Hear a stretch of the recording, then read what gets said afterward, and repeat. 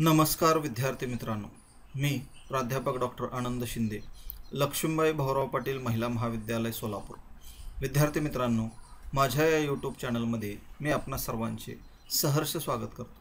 विद्यार्थ्यांनो, आजच्या या व्हिडिओच्या माध्यमातून आपण मुदलियार आयोगाने सुचवलेली माध्यमिक शिक्षणाची ध्येये नेमकी कोणकोणती आहेत याविषयीचा अभ्यास करणार आहोत। विद्यार्थ्यांनो, गेल्या व्हिडिओच्या माध्यमातून आपण मुदलियार आयोग किंवा माध्यमिक शिक्षण आयोग की ज्याची स्थापना 1952 साली झाली होती, या आयोगानं त्या काळी माध्यमिक शिक्षणाच्या संदर्भात असलेल्या ज्या काही उणिवा आहेत, अडचणी आहेत, ह्या नेमक्या काय मांडल्या होत्या याविषयीचा आढावा आपण गेल्या व्हिडिओच्या माध्यमातून केलेला आहे।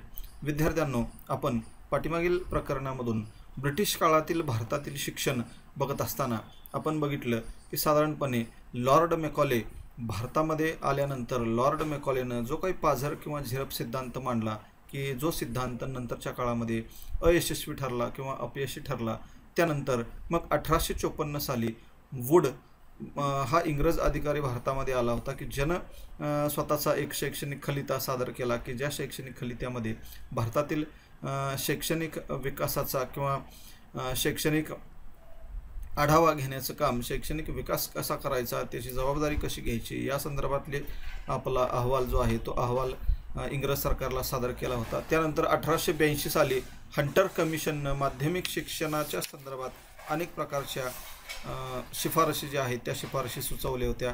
त्यानंतर 1902 साली विद्यापीठ शिक्षण आयोगानं माध्यमिक शाळांना अनुदान देण्याचे अधिकार जे आहेत हे अधिकार विद्यापीठांना देण्यात यावे अशा प्रकारे शिफारस केली होती। 1917 साली जो काही कलकत्ता विद्यापीठ आयोग नेमला होता, त्या आयोगानं इंटरमिजिएटचे वर्ग कशा पद्धतीनं माध्यमिक शाळांना जोडले पाहिजे त्या संदर्भातल्या शिफारशी केल्या होत्या। त्यानंतर 1929 साली हर्टॉग समिती जी आहे त्या हर्टॉग समितीनं अनेक प्रकारच्या शिफारशी केल्या होत्या। 1936-37 साली आलेली अबॅट वुड कमिटी असेल किंवा सार्जंट कमिशन असेल, 1944 साली आलेलं सार्जंट कमिशन असेल, अशा वेगवेगळ्या प्रकारच्या समित्यांनी किंवा कमिशन किंवा आयोग असतील, ह्या प्रत्येक आयोगानं भारतामध्ये स्वातंत्र्यपूर्व काळामध्ये शिक्षणाचा विकास कशा पद्धतीने झाला पाहिजे याविषयी अनेक मतं जी काही मांडली होती किंवा विकास करण्याचा प्रयत्न केला होता। मात्र नंतरच्या काळामध्ये म्हणजेच 15 ऑगस्ट 1947ला जेव्हा भारत स्वतंत्र झाला आणि मग भारतामधल्या शिक्षणाचा आढावा घेण्याचं काम स्वतंत्र भारतातल्या लोकांनी करण्याचं सुरू केलं, त्यावेळेस सर्वात पहिला जो काही प्रयत्न होता तो सर्वात पहिला प्रयत्न जो आहे तो माध्यमिक शिक्षणाच्या संदर्भात झालेला आपल्याला दिसून येईल। म्हणजे 15 ऑगस्ट 1947 साली जेव्हा भारत स्वतंत्र झाला तेव्हा स्वतंत्र भारतातली जी काही सामाजिक परिस्थिती आहे किंवा राजकीय परिस्थिती आहे, आर्थिक परिस्थिती आहे, ह्या सर्व परिस्थितीमध्ये हळूहळू बदल व्हायला लागले, परिवर्तन घडून यायला लागले आणि मग हे जे काही राजकीय, सामाजिक आणि आर्थिक परिवर्तन घडत होतं, या बदलणाऱ्या परिस्थितीशी समन्वय साधण्यासाठी शिक्षणामध्ये देखील बदल होणं तितकंच गरजेचं होतं। आणि मग ही जी काही गरज आहे ही गरज त्या काळातल्या लोकांनी ओळखली आणि मग त्या काळामध्ये असणारी जी काही केंद्रीय सल्लागार समिती होती, या केंद्रीय सल्लागार समितीनं काय केलं की भारतातल्या शिक्षणाच्या संदर्भात आढावा घेतला पाहिजे आणि विशेषतः माध्यमिक शिक्षणाचा सखोल अभ्यास करून माध्यमिक शिक्षणाचा विकास चांगल्या पद्धतीनं कसा करता येईल या संदर्भात एक आयोग नेमण्याची सूचना जी आहे ती सूचना त्या काळामध्ये म्हणजेच 1951 साली सरकारला केली होती। आणि मग 1951 साली सरकारला केलेली ही जी काही शिफारस आहे किंवा सूचना आहे, ही सूचना सरकारनं 1952 साली 23 सप्टेंबर 1952 रोजी ही शिफारस भारत सरकारनं स्वीकारली आणि त्यानुसार माध्यमिक शिक्षण आयोग जो आहे त्या माध्यमिक शिक्षण आयोगाची स्थापना जी आहे ती स्थापना 1952 साली केली। म्हणजे स्वातंत्र्यपूर्व काळामध्ये ब्रिटिश लोक भारतामध्ये असताना त्या काळामध्ये नेमलेल्या ज्या काही वेगवेगळ्या कमिट्या किंवा आयोग आपण आताच आढावा घेतला की त्या वेगवेगळ्या प्रकारच्या आयोगांनी भारतातलं माध्यमिक शिक्षण असेल, प्राथमिक शिक्षण असेल किंवा उच्च माध्यमिक शिक्षण असेल, विद्यापीठीय शिक्षण असेल, या संदर्भामध्ये अनेक प्रकारच्या शिफारशी केल्या होत्या। मात्र भारताला स्वातंत्र्य मिळाल्यानंतर मग सर्वात पहिला प्रयत्न जो आहे तो सर्वात पहिला प्रयत्न 1948 साली राधाकृष्णन आयोग किंवा विद्यापीठ आयोगाच्या माध्यमातून विद्यापीठ शिक्षणाच्या संदर्भात अनेक प्रकारच्या शिफारशी सुचवल्या गेल्या आणि त्यानंतर मग 1952 साली जो काही हा माध्यमिक शिक्षण आयोग स्थापन झाला, या माध्यमिक शिक्षण आयोगानं संपूर्णतः माध्यमिक शिक्षणाच्या संदर्भात ज्या काही शिफारशी केल्या त्या शिफारशी अतिशय वाखाणण्याजोग्या होत्या. म्हणजे केवळ आणि केवळ फक्त माध्यमिक शिक्षणाच्या संदर्भातच आयोगानं संपूर्ण अभ्यास केला आणि ही जी समिती नेमली होती, या समितीचे किंवा या आयोगाचे जे अध्यक्ष आहेत, हे अध्यक्ष कोण होते तर त्या काळामध्ये असणारे प्रसिद्ध शिक्षण तज्ज्ञ आणि मद्रास विद्यापीठाचे कुलगुरू डॉक्टर लक्ष्मण स्वामी मुदलियार हे त्या काळातल्या या माध्यमिक शिक्षण आयोगाचे अध्यक्ष होते. म्हणजे जी समिती किंवा आयोग माध्यमिक शिक्षणाच्या संदर्भात अभ्यास करण्यासाठी नेमला गेला, त्या आयोगाचे अध्यक्ष त्या काळातले प्रसिद्ध शिक्षण तज्ज्ञ आणि मद्रास विद्यापीठाचे जे कुलगुरू होते ते म्हणजे डॉक्टर लक्ष्मण स्वामी मुदलियार यांना त्या आयोगाचं अध्यक्ष करण्यात आलं आणि त्यामुळं ह्या आयोगाला मुदलियार आयोग या नावानं देखील ओळखलं जातं. म्हणजे माध्यमिक शिक्षण आयोग हे एक नाव आहे आणि मुदलियार आयोग हे एक दुसरं नाव या आयोगाला असलेलं आपल्याला दिसून येईल. म्हणजे अध्यक्ष आणि त्या अध्यक्षांच्या जोडीला 9 सदस्य म्हणजे असे 10 लोकांची ही समिती जी आहे किंवा आयोग जो आहे तो नेमला गेला होता की ज्याच्यामध्ये एक अध्यक्ष, 7 सदस्य, एक सचिव आणि एक सहाय्यक सचिव अशा पद्धतीनं एकूण 10 लोकांची समिती जी आहे ही समिती नेमली गेली होती की ज्याच्यामध्ये भारत आणि भारताबाहेरील काही राष्ट्रामधील लोकांचा त्याच्यामध्ये समावेश असलेला आपल्याला दिसून येईल. तर हा जो आयोग आहे या आयोगानं काय केलं की मग माध्यमिक शिक्षण आयोग किंवा मुदलियार आयोगानं काय केलं की एक प्रश्नावली तयार केली आणि ती प्रश्नावली भारतामधल्या संपूर्ण शिक्षण क्षेत्रामध्ये काम करणारे शिक्षक असतील, शिक्षण तज्ज्ञ असतील, त्या सर्वांना पाठवली आणि त्या माध्यमातून माध्यमिक शिक्षणाची सद्यस्थिती काय आहे, माध्यमिक शिक्षणामध्ये सद्यस्थितीला नेमक्या कोणत्या अडचणी आहेत, कोणत्या उणिवा आहेत, या संदर्भातली माहिती प्रश्नावलीच्या माध्यमातून गोळा केली.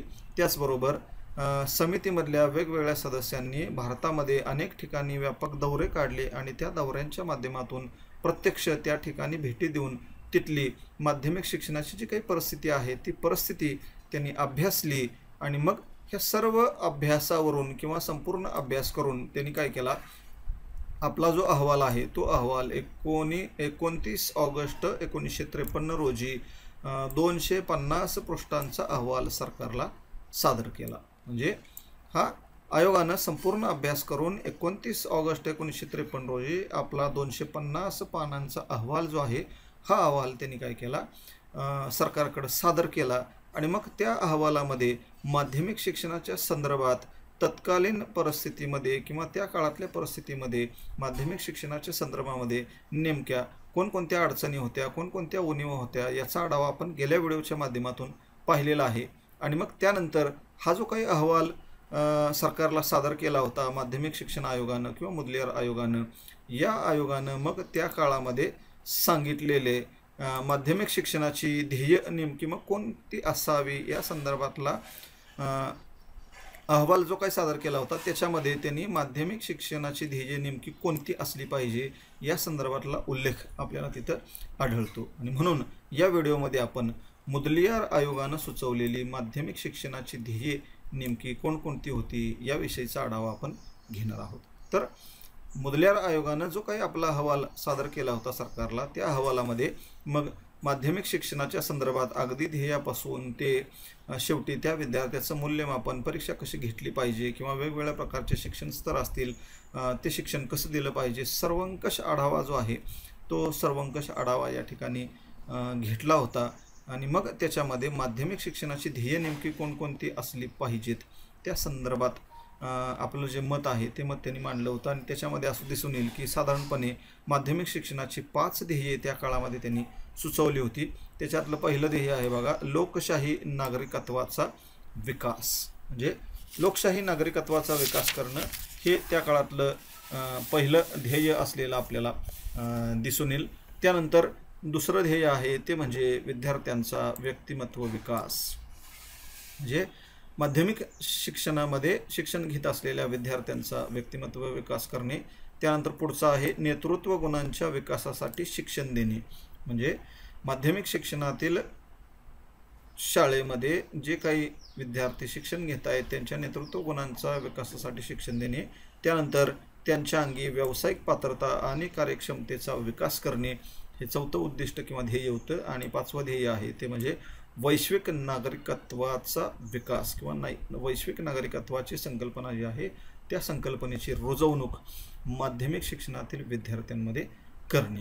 म्हणजे अशा पद्धतीनं ही 5 महत्त्वाची जी ध्येय आहेत ती 5 महत्त्वाची ध्येय मुदलियार आयोगानं त्या काळामध्ये माध्यमिक शिक्षणाच्या संदर्भात सुचवली होती. म्हणजे आपण बघितलं की साधारणपणे 1947ला भारत स्वतंत्र झाला होता आणि त्यानंतर बरोबर 5 वर्षांनंतर माध्यमिक शिक्षणाचा अभ्यास करण्यासाठी हा जो काही आयोग नेमला होता त्या आयोगानं आपली ही शिक्षण प्रणाली मांडत असताना किंवा शिक्षणाची ध्येय मांडत असताना त्यांनी हा एक विचार केला होता की भारत हा एक लोकशाही प्रजासत्ताक राष्ट्र म्हणून अगोदरच घोषित झालं होतं. म्हणजे 1947ला जेव्हा स्वातंत्र्य मिळालं तेव्हा भारत एक लोकशाही प्रजासत्ताक राष्ट्र म्हणून जगामध्ये उदयास आलं होतं आणि त्यामुळं माध्यमिक शिक्षणाच्या माध्यमातून लोकशाही समाज व्यवस्थेचे व मूल्यांचे दर्शन होणे अतिशय गरजेचं होतं. म्हणजे माध्यमिक शिक्षणाच्या माध्यमातून देशाला किंवा देशाचं असणारं लोकशाही समाज व्यवस्थेचे आणि लोकशाही समाज व्यवस्था आणि लोकशाही समाज व्यवस्थेची असणारी जी काही मूल्य आहेत त्यांचं दर्शन या माध्यमिक शिक्षणाच्या माध्यमातून झालं पाहिजे अशा प्रकारचा दृष्टिकोन समोर ठेवून माध्यमिक शिक्षण आयोग किंवा मुदलियार आयोगानं ही 5 जी ध्येय आहेत ही 5 ध्येय मांडलेली आपल्याला दिसून येतील. तर ती 5 ध्येय आपण सविस्तर आता बघूया. त्यातलं पहिलं ध्येय आहे बघा लोकशाही नागरिकत्वाचा विकास. म्हणजे असं आपण म्हणलं की नुकतंच भारताला स्वातंत्र्य मिळालं होतं आणि भारत हे एक लोकशाही प्रजासत्ताक राष्ट्र म्हणून उदयास आलं होतं आणि मग ज्या अर्थी भारत हा एक लोकशाही प्रजासत्ताक देश बनला होता किंवा राष्ट्र बनला होता त्या अर्थी त्या देशातील म्हणजेच भारतातील नागरिकांनी काय केलं पाहिजे लोकशाही समाज व्यवस्थेची जी काही मूल्ये आहेत ती मूल्ये अंगीकारली पाहिजेत अशा प्रकारची अपेक्षा माध्यमिक शिक्षण आयोगानं केलेली आहे. म्हणजे लोकशाही राष्ट्र म्हणून जर भारत उदयास आलेला असेल तर या लोकशाही राष्ट्रामध्ये लोकशाही प्रजासत्ताक राष्ट्रामध्ये असलेली लोकशाही समाज व्यवस्थेची मूल्य नेमकी कोणकोणती आहेत हे लोकांना कळालं पाहिजे आणि लोकांनी त्याचा अंगीकार केला पाहिजे अंमलबजावणी केली पाहिजे अशा प्रकारची अपेक्षा त्यांनी ठेवली होती. आणि मग या आयोगाचं म्हणणं असं होतं की ही सर्व जी मूल्य आहेत ती लोकांमध्ये अंगीकारण्यासाठी आपल्याला काय करावं लागेल माध्यमिक शिक्षणाच्या अभ्यासक्रमामध्येच ही ध्येय किंवा ही मूल्य जी आहेत ही मूल्य आपल्याला ठेवावे लागतील की जेणेकरून हे आजचे विद्यार्थी हे उद्याच्या राष्ट्राचे नागरिक आहेत. म्हणजे आजचे विद्यार्थी हे उद्या भविष्यात देशाचे नागरिक होणार आहेत म्हणून माध्यमिक शिक्षणाच्या माध्यमातूनच ही लोकशाही समाज व्यवस्थेची सर्व मूल्ये जी आहेत ही मूल्य विद्यार्थ्यांच्यामध्ये विकसित करणं गरजेचं आहे अशा प्रकारचं मत किंवा दृष्टिकोन आयोगानं या ठिकाणी मांडला होता. आणि त्यामुळं विद्यार्थ्यांमध्ये शिस्त असेल सहिष्णुता असेल राष्ट्रप्रेम असेल सहकार्य असेल आणि त्याचबरोबर सामाजिक समता असेल यासारखे गुण माध्यमिक शिक्षणाच्या माध्यमातून विकसित झाले पाहिजे अशी अपेक्षा या ठिकाणी आयोगानं केलेली आहे. म्हणजे माध्यमिक शाळेमध्ये शिक्षण घेत असलेल्या विद्यार्थ्यांमध्ये शिस्त सहिष्णुता राष्ट्रप्रेम सहकार्य सामाजिक समता ही लोकशाहीसाठी आवश्यक असणारी जी काही मूल्य आहेत या मूल्यांचा विकास विद्यार्थ्यांमध्ये झाला पाहिजे. त्याचबरोबर स्वातंत्र्य समता न्याय आणि बंधुता ही जी 4 अतिशय महत्त्वाची मूल्य किंवा या लोकशाहीचा आधार आहे ही 4 स्वातंत्र्य समता न्याय बंधुता ही 4 बेसिक मूल्ये जी आहेत ह्या मूल्यांचा सुद्धा विकास विद्यार्थ्यांमध्ये झाला पाहिजे कारण हेच विद्यार्थी उद्या आपल्या भारताचे आदर्श नागरिक म्हणून समाजामध्ये जगणार आहेत. आणि त्यासाठी हे सर्व जे गुण वैशिष्ट्य आहेत किंवा हे सर्व जे गुण आहेत हे सर्व गुण त्या विद्यार्थ्यांमध्ये विकसित झाले पाहिजे आणि त्याचबरोबर विद्यार्थ्यांमध्ये आदर्श नागरिकत्वाचे गुणसुद्धा विकसित झाले पाहिजेत अशा प्रकारची अपेक्षा आयोगानं व्यक्त केलेली आहे. म्हणजे हे सर्व प्रकारचे गुण जर विकसित झाले तरच लोकशाही नागरिकत्वाचा विकास होणे शक्य आहे असं आयोगानं म्हटलेलं आहे. म्हणजे शिस्त सहिष्णुता राष्ट्रप्रेम सहकार्य सामाजिक समता बंधुता स्वातंत्र्य न्याय आणि आदर्श नागरिकत्वासाठी आवश्यक असणारे जे गुण आहेत हे सर्वच्या सर्व गुण जर विद्यार्थ्यांमध्ये किंवा विद्यार्थ्यांच्या ठिकाणी विकसित झाले तरच देशामध्ये खऱ्या अर्थानं काय होईल की लोकशाही नागरिकत्वाचे गुण जे आहेत हे गुण विकसित होतील, अन्यथा ते शक्य होणार नाही। आणि म्हणून माध्यमिक शिक्षणाच्या माध्यमातूनच ही लोकशाही समाज व्यवस्थेची जी काही मूल्य आहेत ही मूल्य विद्यार्थ्यांच्या अंगी रुजवली गेली पाहिजेत। म्हणून लोकशाही नागरिकत्वाचा विकास करणं हे पहिलं ध्येय आयोगानं या ठिकाणी ठेवलेलं आपल्याला दिसेल। त्यानंतर दुसरं ध्येय आहे ते म्हणजे व्यक्तिमत्व विकास करणे, म्हणजे माध्यमिक शाळेमधल्या विद्यार्थ्यांचा व्यक्तिमत्व विकास करणे हे दुसरं ध्येय आयोगाने या ठिकाणी ठेवलं होतं। म्हणजे जसं लोकशाही प्रजासत्ताक राष्ट्रासाठी आवश्यक असणारे जे काही वेगवेगळे गुण होते तेच गुण विद्यार्थ्यांच्या व्यक्तिमत्व विकासासाठी सुद्धा आवश्यक असतात। आणि मग हे व्यक्तिमत्व विकासासाठी आवश्यक असणारे जे काही गुण आहेत हे गुण विद्यार्थ्यांमध्ये माध्यमिक शाळेतील शिक्षणाच्या माध्यमातून विकसित झाले पाहिजेत, अशा प्रकारचं मत आयोगानं व्यक्त केलेलं आहे। म्हणजे आपण जसं बघितलं की शिस्त असेल, सहिष्णुता असेल, राष्ट्रप्रेम असेल, सहकार्य असेल, सामाजिक समता असेल, स्वातंत्र्य असेल, न्याय असेल, बंधुता असेल, हे सर्व प्रकारचे मूल्य किंवा आदर्श जे आहेत हे सर्व प्रकारचे मूल्य आणि आदर्श विद्यार्थ्यांमध्ये जर विकसित झाले तर विद्यार्थ्याचं व्यक्तिमत्व विकसित झाल्याशिवाय राहणार नाही।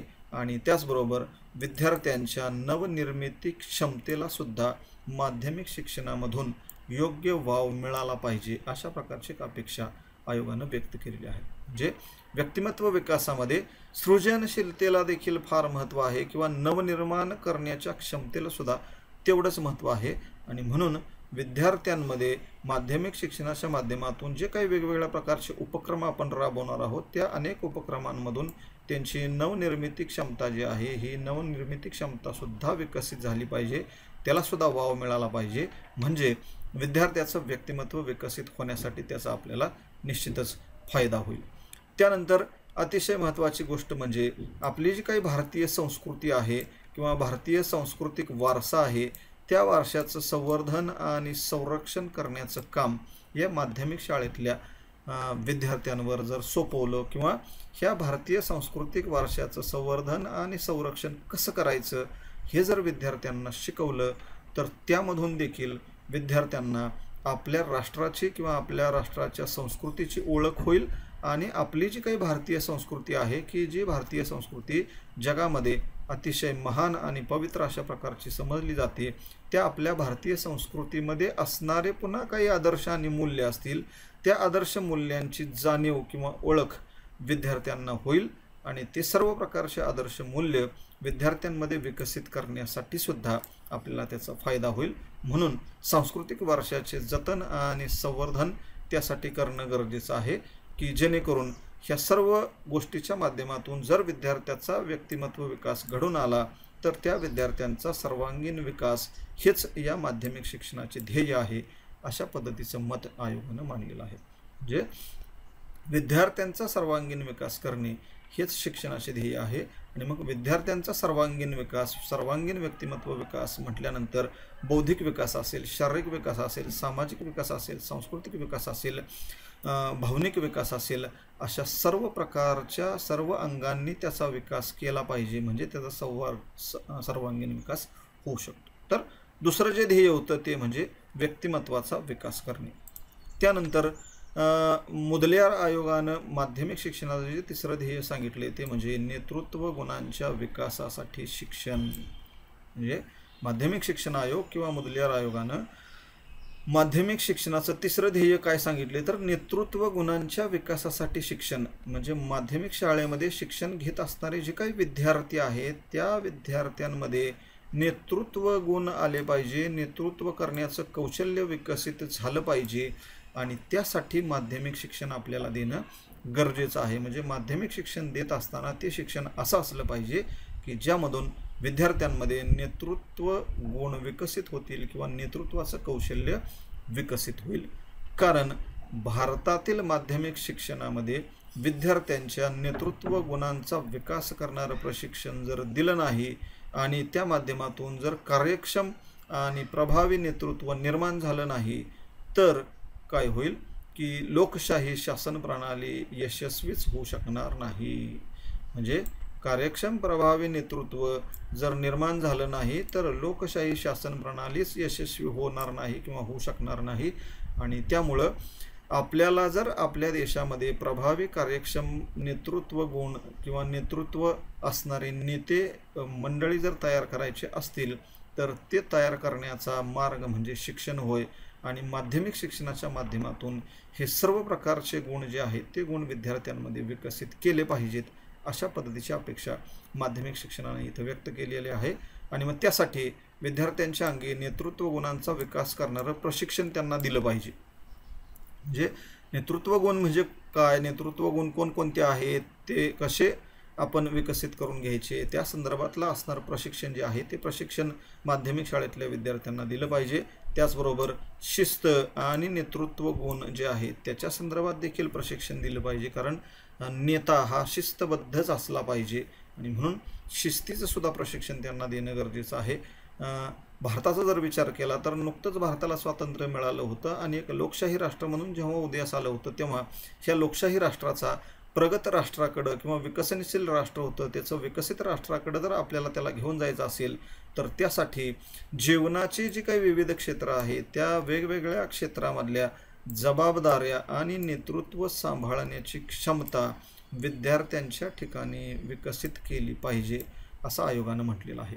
म्हणजे विशेषतः सामाजिक क्षेत्र असेल, सांस्कृतिक क्षेत्र असेल, राजकीय क्षेत्र असेल, औद्योगिक असेल, कृषी क्षेत्र असेल किंवा इतर अनेक प्रकारची जी क्षेत्र आहेत त्या प्रत्येक क्षेत्रामध्ये काय झालं पाहिजे की जीवनाच्या या वेगवेगळ्या क्षेत्रामध्ये जबाबदाऱ्या आणि नेतृत्व सांभाळण्याची क्षमता त्या विद्यार्थ्यांमध्ये निर्माण झाली पाहिजे, तरच काय होईल की ह्या वेगवेगळ्या क्षेत्रामध्ये काम करणारे नेतृत्व गुण जे आहेत ते विकसित होतील आणि भविष्य काळामध्ये काय होईल की हे विद्यार्थी भावी आयुष्यामध्ये देखील राष्ट्रीय जीवनातील जबाबदाऱ्या मग समर्थपणे पेलू शकतील। म्हणजे वेगवेगळ्या क्षेत्रामध्ये कशा पद्धतीनं कार्य केलं पाहिजे, लोकांचं नेतृत्व कसं केलं पाहिजे आणि त्या क्षेत्राला आपल्याला पुढं कसं घेऊन जाता आलं पाहिजे, ह्या संदर्भातल्या जबाबदाऱ्या असतील किंवा नेतृत्व गुण असेल किंवा ते सांभाळण्याची क्षमता असेल, हे जर आपण माध्यमिक शिक्षणाच्या माध्यमातून विद्यार्थ्यांमध्ये विकसित केलं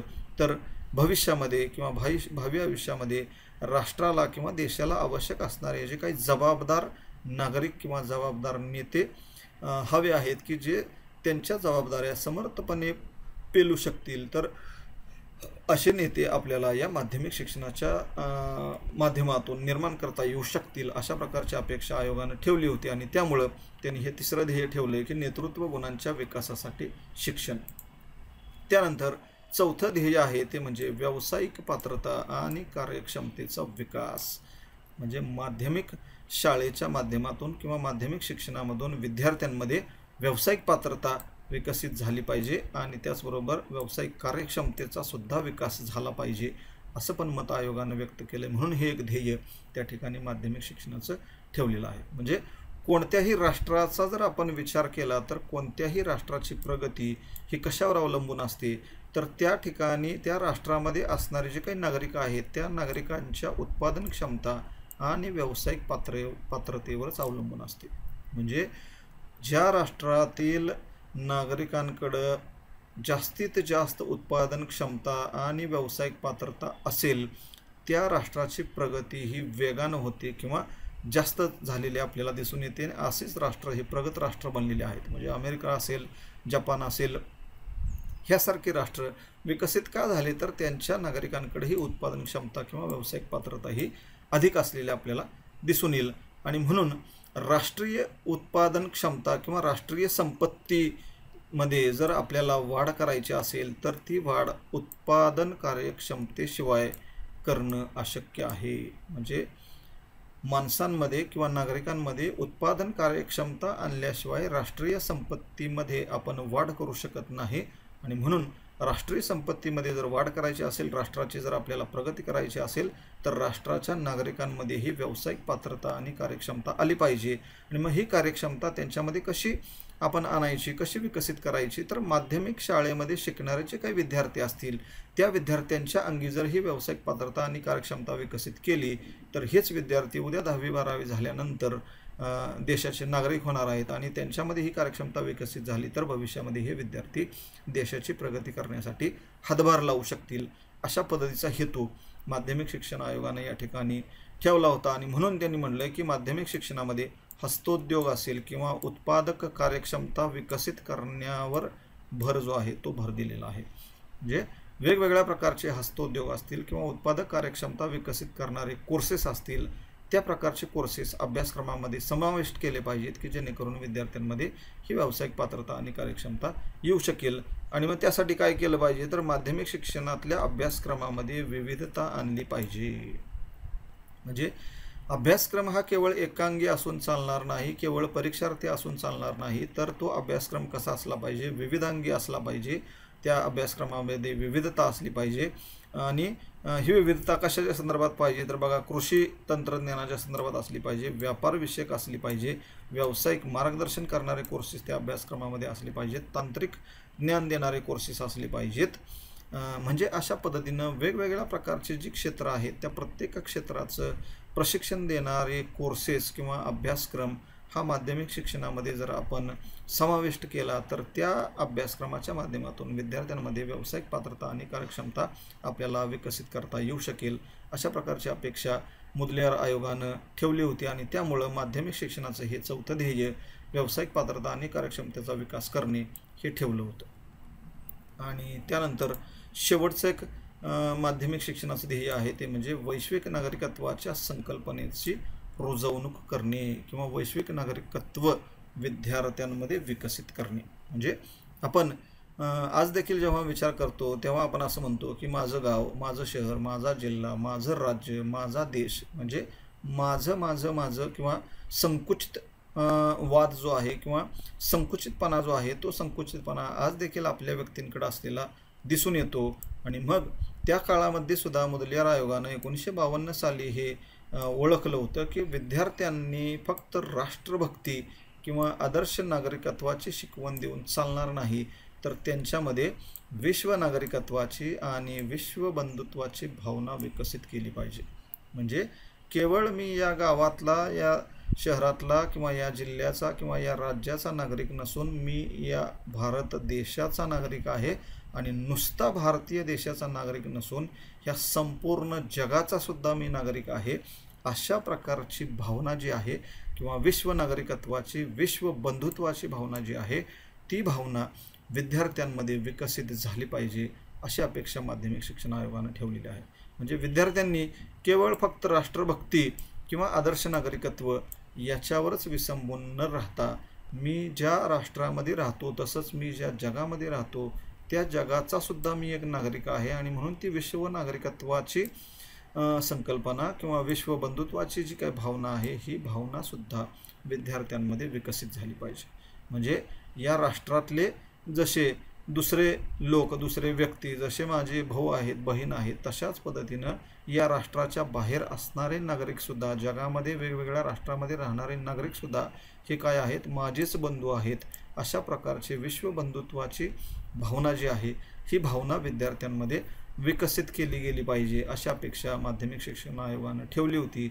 आणि म्हणून मुदलियार आयोगानं माध्यमिक शिक्षणाची ध्येय मांडत असताना वैश्विक नागरिकत्वाची भावना विकसित करणं हे एक ध्येय, माध्यमिक शिक्षणाचं ध्येय ठेवलं होतं. जसं आपण म्हणतो की हे विश्वची माझे घर, हे विश्वची माझे घर, म्हणजे हे संपूर्ण विश्वच माझे घर आहे, अशा पद्धतीनं जी व्यापक संकल्पना आहे या व्यापक वैश्विक भूमिकेचा अंगीकार प्रत्येक विद्यार्थ्यामध्ये झाला पाहिजे. म्हणजे आपण केवळ आपल्या राज्याचा, आपल्या राष्ट्राचाच विचार करत न बसता संपूर्ण जग, संपूर्ण विश्व हे सुद्धा माझंच आहे आणि त्याच्यामध्ये येणाऱ्या अडचणी मी कशा सोडवल्या पाहिजेत किंवा त्या संपूर्ण विश्वाचा विकास होण्यासाठी मी नेमकं काय केलं पाहिजे, ह्या संदर्भाची भावना जी आहे ती भावना विद्यार्थ्यांमध्ये विकसित झाली पाहिजे. आणि म्हणून संकुचित राष्ट्रवादापेक्षा व्यापक विश्वबंधुत्वाची भावना जी आहे ही व्यापक विश्वबंधुत्वाची भावना विद्यार्थ्यांमध्ये विकसित केली गेली पाहिजे, अशा पद्धतीची अपेक्षा माध्यमिक शिक्षण आयोगानं ठेवली. म्हणजे माध्यमिक शिक्षणाच्या माध्यमातून विद्यार्थ्यांना जेव्हा आपण शिक्षण देऊ तेव्हा त्या शिक्षणाच्या माध्यमातून व्यापक विश्वबंधुत्वाची भावना विद्यार्थ्यांमध्ये विकसित झाली पाहिजे। विद्यार्थ्यांना केवळ आपल्या राष्ट्राचा किंवा देशाचा विचार न करता, संकुचित राष्ट्रवादाचा विचार न करता, व्यापक विश्वबंधुत्व, व्यापक विश्व नागरिकत्वाची भावना त्याच्यामध्ये रुजली पाहिजे। आणि ह्या विश्वातले सगळे नागरिक म्हणजेच माझे बंधू आहेत, भगिनी आहेत, अशा प्रकारची भावना त्याच्यामध्ये रुजली पाहिजे। आणि आपण केवळ आपल्याच राज्यातल्या देशातल्या नागरिकांना सहकार्य न करता आपल्या राष्ट्राच्या बाहेर जगामध्ये असणारे जे काही वेगवेगळे नागरिक आहेत त्यांना सुद्धा सहकार्य केलं पाहिजे, ही भावना आपल्या विद्यार्थ्यांमध्ये विकसित झाली पाहिजे असं आयोगानं म्हटले। आणि त्यामुळं माध्यमिक शिक्षणाच्या अभ्यासक्रमामध्ये वैश्विक नागरिकत्वाची संकल्पना किंवा वैश्विक नागरिकत्वाची भावना विकसित करण्यावर माध्यमिक शिक्षण आयोगानं भर दिलेला आपल्याला दिसून येईल। तर विद्यार्थी मित्रांनो, अशा प्रकारे माध्यमिक शिक्षणाची ध्येय मांडत असताना मुदलियार आयोगानं अगदी लोकशाही नागरिकत्वाच्या गुण विकसित करण्यापासून ते वैश्विक नागरिकत्वाची किंवा विश्वबंधुत्वाची भावना विकसित करण्यापर्यंत सर्वंकष विचार केलेला आपल्याला दिसून येईल। आणि ही सर्वचे सर्व जी 5 शैक्षणिक ध्येय आपण बघितली ती सर्व शैक्षणिक ध्येय माध्यमिक शिक्षणाच्या माध्यमातून विद्यार्थ्यांमध्ये आली पाहिजे किंवा ही सर्व गुण विद्यार्थ्यांमध्ये आली पाहिजे अशा प्रकारची अपेक्षा मुदलियार आयोगाची होती। तर विद्यार्थी मित्रांनो, अशा प्रकारे आजच्या या व्हिडिओच्या माध्यमातून आपण मुदलियार आयोगानं माध्यमिक शिक्षणाची जी काही ध्येय मांडली होती त्या ध्येयांचा अभ्यास केलेला आहे। हा व्हिडिओ जर आपणाला आवडला असेल तर नक्कीच याला लाईक आणि शेअर करायला विसरू नका। धन्यवाद।